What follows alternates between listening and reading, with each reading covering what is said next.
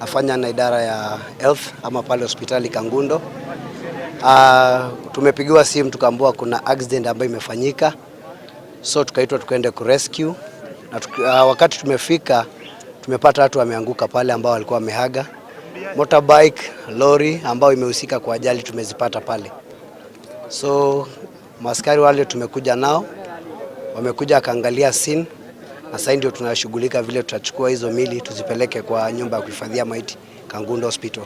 Pikipiki ilikuwa imetoka upande wa Kangundo ikielekea Kakuyuni, na roli ilikuwa imetoka upande wa Kakuyuni ikielekea upande wa Kangundo, na kufika kwa sehemu inaitwa kwa Mutanga, gari ilikuwa inaondokea mashimo yenye iko hapo kwa barabara, na kwa bahati mbaya gari ikarus control ikakuja kugonga watu wa pikipiki ambao nao pia walikuwa wameenda mwendo wa kasi. Na hiyo roli ya hii barabara, na inasemekana imefanya accident. Hii ndio mara ya pili hapa. Ya barabara si mzuri sana, iwekwe bumps kwanza.